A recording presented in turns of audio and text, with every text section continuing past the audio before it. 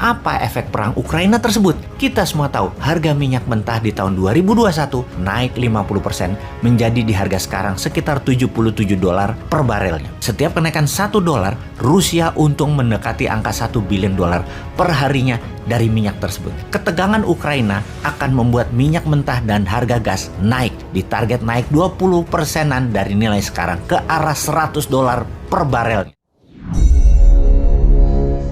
Ketika Belarusia membuka perbatasan dengan Polandia sehingga terjadi migrasi manusia ke arah Polandia dari Belarusia, maka komentar Bosman, jago nih Putin. Kampret, kapan Indonesia punya pemimpin negara seperti Putin atau seperti Xi Jinping ketika mengelola negara dapat mengangkat Indonesia ke tingkat dunia. Ngimpi banget dah. Kita semua tahu ambisi Putin ambil Ukraina. Kita sudah rinci mengapa Putin mau menganeksasi Ukraina. Yang jadi pertanyaan selanjutnya adalah bagaimana cara Putin mengambil Ukraina. Tidak seluruh Ukraina, tidak sampai Kiev, hanya sebagian Ukraina. Maka Putin melakukan banyak manuver trisula yang menarik. Pertama, Belarusia yang merupakan negara perbatasan Rusia yang pemimpin Belarusia adalah sekutu Putin mulai bermain mengganggu Polandia. Belarus dibikin atau dikonflikkan dengan Polandia sehingga warga Belarusia hijrah migrasi keluar Belarusia ke Polandia. Tujuannya ya pastinya membuat tentara NATO dari Eropa Barat mau ke Ukraina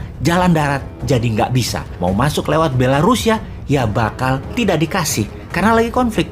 Saat ini sekutu NATO hanya Amerika dan Inggris yang stand alone, tidak terpengaruh gas Rusia. Sementara Jerman, Prancis, Spanyol, dan negara Eropa Barat lainnya, energi gasnya bergantung pada Rusia bahkan lebih dari 60%. Efeknya, ketika mereka mau masuk ke Belarusia atau membela Ukraina, diancam oleh Rusia dengan gas Rusia. Sejauh ini, Jerman belum berani dan negara Eropa lainnya tidak berani bergerak ke Ukraina mendukung Inggris dan Amerika karena tekanan gas Nord Stream 1 dan Nord Stream 2 milik Gazprom Rusia dikendalikan mati nyalanya oleh Rusia. Eropa Barat jadi nggak berani bergerak mereka saat ini. Kapal selam Rusia sudah masuk ke Laut Baltik. Militer Rusia jaga di Laut Baltik. Kalau NATO mau masuk hanya bisa lewat udara dengan kapal induk yang ada di posisi Laut Atlantik.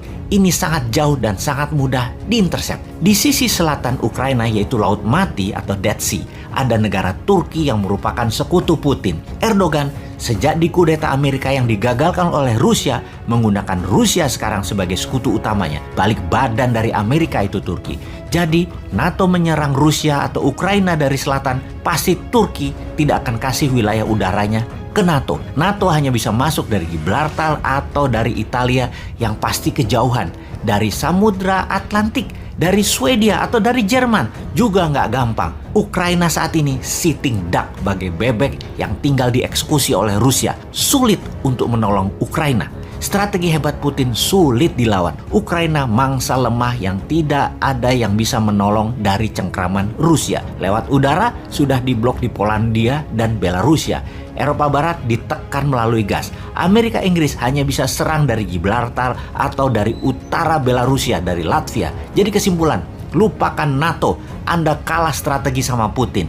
Apa efek perang Ukraina tersebut? Kita semua tahu harga minyak mentah di tahun 2021 naik 50% menjadi di harga sekarang sekitar 77 dolar per barelnya. Setiap kenaikan 1 dolar, Rusia untung mendekati angka 1 billion dolar per harinya dari minyak tersebut. Ketegangan Ukraina akan membuat minyak mentah dan harga gas naik, ditarget naik 20%-an dari nilai sekarang ke arah 100 dolar per barelnya. Rusia untung dari dua sisi, untung dari harga minyak dan gas, serta dapat Ukraina kalau perang terjadi antara sekutu versus Rusia. Rusia saat ini di atas angin. Di sisi lain, perang pasti berlangsung cepat. Rusia pasti tidak ambil Kiev, tapi mungkin sampai perbatasan Kiev. Lalu dunia akan resesi, slow down ekonominya ketika harga minyak ke 100 dolar per barel. Slowdown ekonomi jadi berkepanjangan setelah COVID membuat manufaktur industri melambat. Ditambah perang Ukraina di ujung mata. Perang Ukraina akan berefek memukul ekonomi dalam negeri Tiongkok pastinya.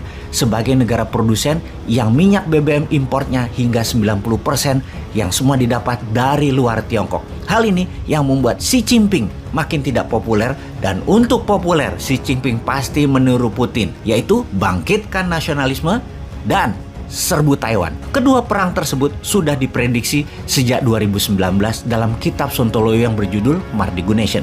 Jelas sudah mengatakan perang Laut Natuna Utara dan perang di selatan Eropa pasti terjadi. Sungguh, data ini bukan ramalan, ini analisa. Full data sebelum membuat analisanya. Rusia dengan strategi Morishkova 2.0 memang punya rencana besar di Eropa dan merinci bagaimana mengambil Crimea, melepas Inggris Brexit dari Uni Eropa, melepas bangsa Katalan agar mereka merdeka dari Spanyol, mendukung separatis Baski, mendukung separatis timur Ukraina anti Kiev. Semua strategi jangka panjang oleh Putin dikerjakan desainnya sejak lama. Sejak tahun 2013 di sisi Xi Jinping dengan obor untuk mencaplok sumber daya alam suatu negara yang ditukar dengan infrastruktur yang 100% berbahan Tiongkok. Strategi Tiongkok selanjutnya adalah mengambil balik Macau, mengambil Hong Kong, dan mengambil Taiwan adalah mimpi Xi Jinping yang terus dimatangkan untuk menjadikan Tiongkok one nation, one system. Karena itu, kita harus mendesain, memanfaatkan peluang untuk menjadi negara besar, menyalip di tikungan selagi gajah dengan gajah berperang di mana-mana. Jangan cemen lah bernegara. Masa ngurusin hal-hal yang gak penting sih, seperti kayak tentaranya misalnya. Masa tentara disuruh megangin anak-anak yang dipaksa vaksin dengan sadisnya yang membuat anak kecil bisa pada trauma semua? Atau bernegara saat ini para elitis malah sibuk membangun apa saja proyek-proyek tadi dengan hutang lagi, sibuk bagi-bagi cuan antara pengusaha dan penguasa atau istilahnya peng-peng. Sibuk atur-atur kebijakan proyek untuk mereka belah-belah di atas sana. Rakyatnya hanya dikasih info dari buzzer seakan apa yang pejabat kerjakan tidak melanggar sumpah jabatan walau KKN. Dengan buzzer, rakyatnya dibikin gak paham bernegara dan tidak tahu berita luar negeri bahwa dunia mau perang yang padahal bisa dimanfaatkan untuk Indonesia berdaulat.